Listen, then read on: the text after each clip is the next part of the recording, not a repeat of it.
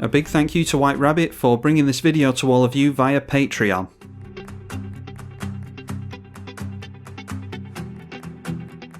Hello all and welcome to the eedi-H channel. A few days ago I uploaded the Lathril gameplay and a lot of you liked that. You wanted to see a multiplayer version of that. That will be coming out tomorrow.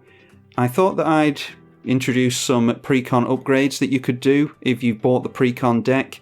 Get it a little bit closer to what I have built, assuming that you like the deck that I've made. Link will be in the description below to the list that I've made, but we'll go over some of the Precon upgrades that you could make if you decide to spend a little bit more money on the deck.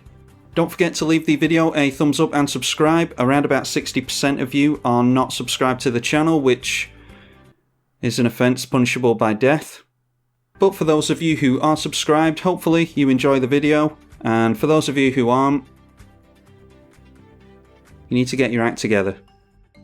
So the first thing that we need to go over, I think, is how we actually win. I see a lot of deck text that go over the ramp and the card draw and all that type of thing.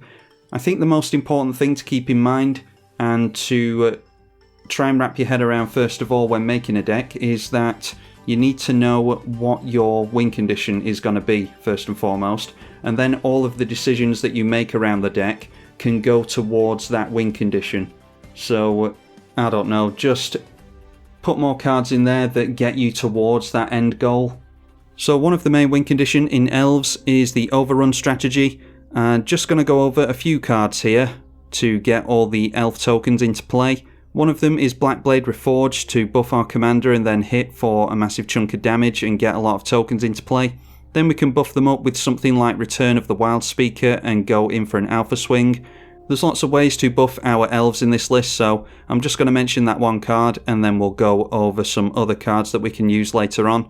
Another way, if we don't have Blackblade Reforged, to buff our commander is with Wirewood Pride. That does rely on the fact that you've got other elves in play, but it's an elf deck, so you probably will.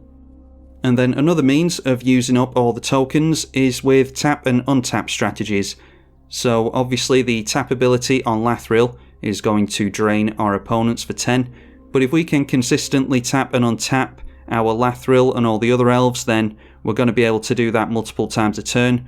We've got Wirewood Lodge and Quirion Ranger to untap our commander, and if we've got a bunch of tokens in play, then we can tap that down again as well as all the other tokens and continue to drain for 10 every time we activate that. Another one we can make use of is 1000 Year Elixir. Again, that can be used to tap down all of our mana dorks as well as our commander and anything else with tap abilities, of which there's a few in the deck. And it can also pull double duty in that it untaps something as well, so those three permanents are in here to really abuse any untap effects that we might be able to make use of. And then we can untap the tokens and all of our other creatures, including the Lathril of course, with Quest for Renewal and the Seedborn Muse as well. Seedborn Muse is not an elf, but it's a decent enough creature to block with, and it's a good enough include to get the combo off with Lathril as well, so I think it's worth an include here. And then sort of fitting into the tap-untap strategy is Throne of the God Pharaoh. This will deal damage to each of our opponents equal to the number of tapped creatures we control, and we can tap down those creatures either by attacking in, or we can tap them down with our commander's ability. If our commander's been dealt with already, then we do have other means of tapping the creatures down in Heritage Druid, which can make a lot of mana, or Null Mage Shepherd to blow up enchantments and artifacts. And the Throne of the God Pharaoh takes us quite nicely through to the Aristocrats drain portion of the game. So in order to cover the Aristocrats side of things, first we'll need a bunch of token generators. We've obviously got our commander for that, but we also need some other token generators because we might not be able to rely on our commander at all times. So we've got Nadia, Agent of the Dusknell, which actually generates a bunch of tokens when it dies, equal to its power, not equal to the number of plus counters on it. So if we've got a means of buffing up our creatures, which we obviously do in an elf deck, then this is good wrath protection for us. Or we could just sacrifice it or have it die somehow and abuse the tokens however we see fit. Then Wolverine Riders is one of the cards that I've kept in the Precon. You'd be very surprised at how many tokens this thing makes. People might be remiss to point spot removal at the Wolverine Riders because they're saving it for your Lathril, so if this survives around the table a few times, you've got a lot of tokens out of it. Then speaking of making lots of elf tokens, we've also got the new Elven Ambush. This is an instant speed version of Elvish Promenade. We do lose the Tribal Elf text on the card, but I think it's way more relevant to have it as an instant. Especially in an aggro deck like this, we might be able to recover from some kind of removal because it's an instant speed effect, or we could just surprise our opponents with way more elves than they were looking to deal with and then drop some kind of Anthem Alpha Swing buff effect and take at least 1 or 2 players out. Then after that, it's just some incremental card advantage in the form of tokens in Elvish Warmaster, tribalkai, and Prowess of the Fair. These things won't necessarily make us too many tokens, but I think they're well worth an include, especially for the 2 that cost only 2 mana. The tribalkai is obviously a planeswalker, so we can get other advantages from having that in play. And I just want to go over the fact that I have Parallel Lives in the list. I don't think we necessarily need Parallel Lives, to be honest. There is a little bit of a sub-theme with +1/+1 counters, so it might be worth squeezing a Doubling Season in Parallel Lives' place. But in the few occasions that I've run this deck, I haven't necessarily felt the need for Parallel Lives, so it might be worth running either the Doubling Season or the new Anthem effect in Pride of the Perfect. I find the 4-drop slots in Commander decks are getting more and more difficult to squeeze cards into, because the format's getting faster and faster, and 4 CMC tends to be a lot of mana to spend in eedi-H games nowadays, so if you don't have a Parallel Lives, I don't necessarily think you need it, and I don't necessarily think you need to drop the money on it, so maybe replacing that with Pride of the Perfect would be alright for you. Then after we've made a bunch of tokens, we obviously want to make use of the drain effects, so Nadia's Nightblade and Elderfang Venom are going to ping our opponents each time one of those tokens dies. And then a quick shout out to Throne of the God Pharaoh again, which we've already mentioned previously, can obviously make use of the tokens with that. And then as for creatures, we could potentially one-shot an opponent or at least take a lot of damage to them with Shaman of the Pack. And then we've got the Elven Grey Merchant of Asphodel in Skemfar Shadow Sage. We're not likely to want to gain a bunch of life with this thing, we're probably going to want to hurt our opponents instead. But this is kind of a Grey Merchant of Asphodel for Elves. So it's all well and good talking about how we can win and how we can get a bunch of tokens into play, but if we're relying on our commander to do that, which we will be quite a lot of the time, then we need to go over how we're actually going to get damage through with Lathril. So the main strategies that I have come up with is making it difficult for our opponents to block first of all. tribalkai can give a single creature death touch, so that is one of the effects that actually will just affect one creature, probably our Lathril. But Elderfang Venom and Auron Frostfang will both give our attacking creatures death touch, so those will affect the entire army, and Auron Frostfang can draw us a bunch of cards as well, and Elderfang Venom is good protection from wraths because it will drain all of our opponents for a bunch of life, assuming that we've got an Elven army in play, which we are definitely looking to have. Then after that, I was thinking about something like a Whispersilk Cloak. I think I just want to keep the curve of the deck down as much as I can, so I plumped for Trailblazer's Boots. Whispersilk Cloak only costs 1 extra mana to put into play, so it's 5 mana in total as opposed to the Trailblazer's Boots 4 mana in total. So that's really a judgment call for you. I don't really like the idea of necessarily putting Shroud onto my commander if I want to target it with something later on, i.e. some kind of buff effect or something like that. Like I said, it's really a judgment call between these two. I plumped for the Trailblazer's Boots. And then the other way we can get our commander and the rest of our army through is with a couple of one-sided board wipes. If we buff our army up big enough, then we could have it survive a Toxic Deluge while taking out all of the other creatures in play, so that is something that is a little bit more risky, but it is something that we could take advantage of in certain board states. The main one that we want to be looking towards really is Kindred Dominance, which is a tribal board wipe. We name a creature type with that, which is obviously elves in this case, and it will destroy everything that isn't an elf. Then after that, we've cleared the way to swing in with our Lathril and all the other elves that we've got in play. Now, speaking of getting Lathril through, that's all well and good, but Lathril only has 2 points of power, so getting 2 tokens whilst going through all the effort of getting Lathril through for direct damage onto your opponent isn't that good a return, so we want to buff the entire elf army, including our commander, in order to make lots more tokens and make the vast elf army a really big threat. So how do we buff the elves? Well, we've got some Anthem effects which are weak in comparison but do have other upsides. Elvish Archdruid is one of the means of making lots of mana in the deck, and then Elvish Champion is really good at making them unblockable if we have an opponent that plays green, and green is a pretty popular colour in Commander. It's arguably the best colour in Commander, in my opinion. I think it is. Timberwatch Elf is another one that is worth having in the deck. I think it's likely only going to ever give a buff to our commander, maybe Nadia as well, but usually our commander, so that we can deal even more damage and get even more tokens into play. Then here's some of those overrun effects that I mentioned previously. The new Elvish War Master will not only give us tokens like we mentioned previously as well, but for 7 mana it will buff all of our elves, give them a +2/+2 buff, and give them Death Touch as well, so yet another means of getting the elves through with that one also. Then there's a means of keeping them in play as well as buffing them with Azuri, Renegade Leader. This one will give them Trample as well for only 5 mana, and it'll give them a +3/+3 buff, so arguably even better than the Elvish War Master. Then I mentioned very briefly before the +1 counter sub-theme in the deck. This is mainly based around Jiraga Warcaller and Immaculate Magistrate. If we've got enough mana, we can just dump a load of mana as a mana sink into Jiraga Warcaller and he will just buff all the elves on his own. But if we only want to pay a few mana into the Jiraga Warcaller and then make use of haste with Immaculate Magistrate, then we can always dump a bunch of plus counters onto Jiraga Warcaller that way, and it'll be way cheaper for us, and it'll buff up the elf army by however many elves you have in play. Then continuing with the plus counter sub-theme, we've got Nadia, Agent of the Dusknell again. Nadia will put plus counters on itself as creatures die. If you've got means of putting individual plus counters on it as well, then it's just more wrath protection for you, and even after a board wipe you're going to have a litter of tokens in play. It's going to be a real headache for your opponents. And then we've got Marwyn the Nurturer as well, which really cares about +1/+1 counters. It'll probably end up having a bunch of plus counters all by itself, but if you can use something like Tyvar to put plus counters on it, after it's been tapped down for mana, it untaps, now it generates even more mana, and you can really see the synergy building up there with the plus counters. Then as for non-creature buffs, we've already been over Blackblade Reforged, usually for our commander, but we can put it on the Nadia as well to make a bunch of tokens if we want to.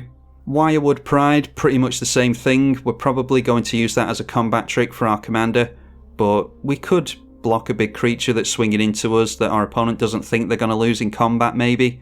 Most of the time we're going to generate tokens with our commander and Wirewood Pride. And then finally for this section it is Return of the Wildspeaker. This is an all-star in green decks now. We can use it to buff all of our creatures by +3/+3 and just go sideways in at our opponents, go wide on everyone. We can probably alpha swing the entire table with this card. Or we can use it as instant speed card draw, refill our entire hand before our opponents wipe the board or before they give our turn back to us. They think we're empty-handed and then all of a sudden we've got 27 cards in hand, something like that. So a very versatile card and well worth running in this deck, I think. Now, as with most commander decks, we do want to include some removal, but we don't want to diverge too far away from the Elven strategy that we've got. So any removal that we have, we would preferably want it to be an elf, or we'd want it to benefit our elf army somehow. So there are new means of doing that now, thankfully. We've already been over how we can use Toxic Deluge and Kindred Dominance as one-sided board wipes, but we've also got the new Elvish Dreadlord now. The only means of sack outlets we've got in the deck are 2 lands, in High Market and Phyrexian Tower, so it might be worth including another sack outlet or 2. I think that's the one thing that we're missing in black-green elves at the moment. It'd be nice to have a Viscerous Seer type creature, but at the moment we don't have that, so I just didn't include any in the deck. I've got those lands in there for that very reason. You'd preferably want to play this with a sack outlet, but just see how you do without it. That's what I'm doing anyway. And then as for the Elvish creature-based removal, we've got Nullmage Shepherd, Reclamation Sage, and Masked Vandal in order to remove enchantments and artifacts. Nullmage Shepherd goes very well with Seaborn Muse and the quest enchantments, so that we can just blow up all the enchantments and artifacts over the course of a turn or 2. It'll also help us to activate the Throne of the God Pharaoh at the end of our turn as well. And then Ruthless Winnower is an Elvish version of Anawan. This is a 4/4 for 5 mana. At the beginning of each player's upkeep, that player sacks a non-elf creature. So not necessarily spot removal, but it will be a good means of getting rid of some powerful creatures on your opponent's side of the field. Not everyone's going to have a bunch of tokens and weenies in play. The odd player is going to be running just one commander, especially in the Spellslinger decks and Voltron decks, things like that. The Ruthless Winnower is going to be very useful, I think, and I have high hopes for it. Then again, not technically spot removal, but you could use this as some form of removal. Deathrite Shaman can get rid of things from the graveyard, so if an opponent is looking to animate things, they might not remember that Deathrite Shaman can keep them off that. And as for the non-creature pieces of removal, we've got the new Skemfar Elder Hall. That can pull double duty in giving us some elf tokens, as well as giving something -2/-2, so if you've got a trouble permanent in play, such as a Deathrite Shaman, then you can get rid of that. And we've also got the incredible Assassin's Trophy as well, because sometimes you just need to blow something up and 2 mana instant speed, destroy pretty much anything. It doesn't really get much better than that. Then after that we finally cover Ramp. Ramp is usually the boring thing in commander decks, but it's actually quite unique in elf decks. Ramp, especially in green-based decks, is usually the same thing. You just run land-based ramp like Cultivates and Nature's Laws, things like that, in order to get your lands into play, because they're much less likely to leave the battlefield than some mana rocks in Arcane Signets and things like that. But the elves are different in that they've got means of making a lot of mana, so you've got to rely on the creature-based version of Ramp as opposed to the typical land-based and mana rock version. We'll go over the cards and have a look at what I mean. So just going over the land-based version of Ramp first of all, we've got Wood Elves and Farhaven Elf. These two will get a land into play, which is a little bit more of a permanent means of ramping. Like I said before, it's not very likely that you'll lose lands. And then we've got the Mana Dorks in Llanowar Elves, Elvish Mystic, Elves of Deep Shadow, Deathrite Shaman. The Jaraga Tree Speaker can generate 2 mana, effectively pays for itself on turn 2. And then it can go on to have all of your elves generate a bunch of mana. Cards like this might seem like they're a bit too delicate, and they are. They'll die in a board wipe and then you go down a bunch of mana. But the idea is to aggro everyone out and accelerate past them with cards like this, and then they can be buffed up later on, so you're not necessarily going to care about drawing into a 1 mana dork later on, because you'll just drop it down and it'll be a 15/15 or something crazy like that. Plus it's just 1 more elf that you can tap down with all the tap and untap shenanigans. Then for mana dorks that generate a whole heap of mana, we've got Priest of Titania, Elvish Archdruid, and Marwyn the Nurturer. Priest of Titania taps for mana equal to the number of elves in play. That includes your opponent's elves, so that is well worth considering. Elvish Archdruid just counts your elves, but it does give them a +1/+1 buff, so absolutely worth the extra 1 mana. And with the big mana generating elves, you want to untap them and abuse the fact that they make a lot of mana with something like Quirion Ranger or the land that we went over before. And then as well as all this, we've also got Heritage Druid, which I think we've mentioned previously as well. This is a means of tapping down all of your elves to generate a bunch of mana, but it also goes with Throne of the God Pharaoh and things like that, so you can have all of your summoning sick elves tapped down, even though they can't attack, because don't forget, you'll be getting a lot of elves into play after you've already attacked because your Lathril brought them in. So being able to tap them down and have them deal damage immediately is going to be really good with things like Heritage Druid and the Null Mage Shepherd. Then we do have a few non-creature versions of Ramp in the Elf deck, not as many as I would normally have though. We've got Sol Ring, Mana Crypt and Arcane Signet.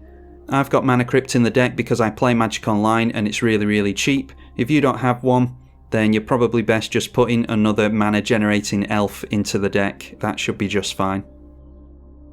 And finally, we've got some means of drawing cards in the deck, obviously, as most decks do. Ours is a little bit more interesting because it's an elf deck and we want to focus on combat and power, damage that we can deal, things like that. So let's go over that. First off, we've got some Elven Synergy in Beast Whisperer. This will draw us a card every time we cast a creature spell, and of course it's also an elf, so we'll get a lot of advantage from that. That goes nicely with Guardian Project as well, they're very similar effects to each other. Then we've got some means of drawing cards in combat to make us even more of a threat. Aura and Frostfang we've already seen. It'll make our creatures really difficult to block, and we've got even more upside in that we will draw cards whenever we hit them. The same is true of Toski. That is an indestructible creature as well, so it's going to be really difficult for our opponents to remove. It might even eat a Path to Exile or something like that, which is a Path to Exile that your commander is not eating. Then if we want to buff our creatures up really big and swing in with them, then Hunter's Insight just seems like a no-brainer. If we want to deal lots of combat damage anyway, then we can just put that on one of our creatures, swing in and hit them, and draw a bunch of cards. And then we mentioned it briefly, we've got Return of the Wild Speaker. We've also got the Sorcery Speed, Shamanic Revelation, which could also have the upside tied to it of us gaining a bunch of life as well, especially if we've already buffed all of our creatures. And then the last two cards, Absolute All-Stars in Commander. We've got Skullclamp. Just need to be wary that we don't have a sack outlet in this deck, like I said. So if we buffed up all of our creatures, which we really want to do, then we're not necessarily going to be able to make much use out of Skullclamp. But if we don't have any buffs in play and we're desperate to draw cards, we've got a bunch of tokens in play, we can just spend 1 mana, kill off a creature and draw 2 cards, so it's still well worth an including here. And then Sylvan Library, I mean it's Sylvan Library, it goes in every green deck going.